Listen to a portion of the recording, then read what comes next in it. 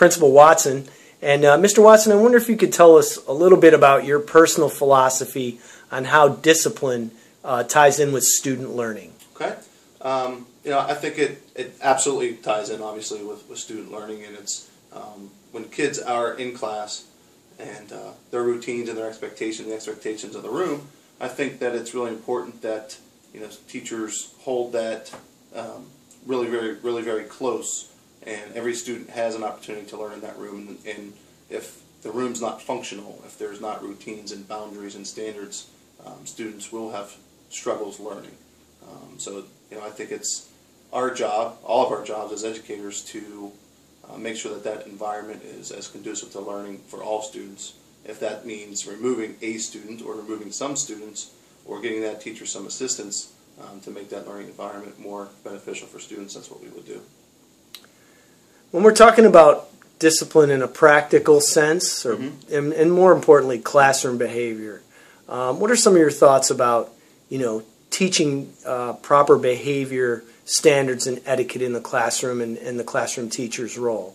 Okay, I think it's very procedural. I think, again, expectations, routines, and holding those kids accountable for those expectations is the role of the teacher. And I think that teachers can handle classroom management behaviors.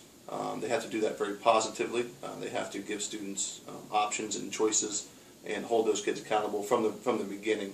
It's very difficult to always, let some things go in the beginning of the school year and then try to implement some change in the middle of the school year.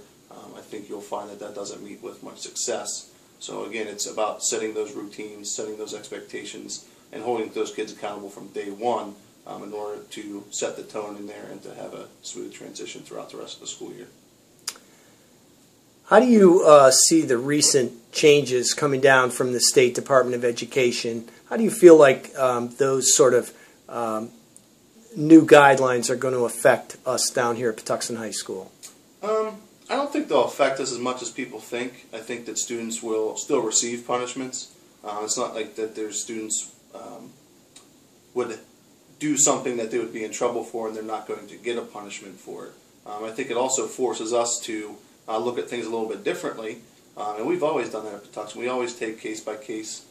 We try to be as consistent as possible. That is very difficult with these bylaws coming down from the state, and also special education and a number of other factors. But we look at student discipline on a case-by-case basis, and it's going to force us again to look into some other options, look into some more counseling, look into behavioral contracts and things like that, rather than the old model of going through, this is your third offense for this, moving to the right and seeing what the consequence is. It's going to require us to work more as a team and talk more collaboratively as administration and educators. What are your expectations for the teaching staff, the classroom teacher, in regards to teaching behavior in the classroom? Okay. Again, I think it goes back to expectations and routines. I think teachers have to, again, teach students how to behave and what the expectations are in the room. And that might look very different from period to period for a student, which is difficult.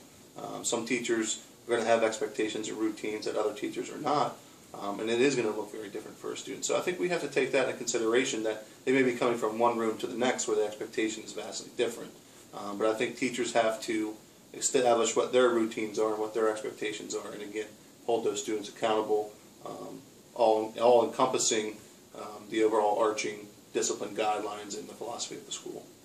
Well, as you know, Mr. Watson, we're going to embark on a lesson here in the next few weeks that talks about this subject, and we look forward to hearing what you have to say on that at a later time. Thank you. Thank you.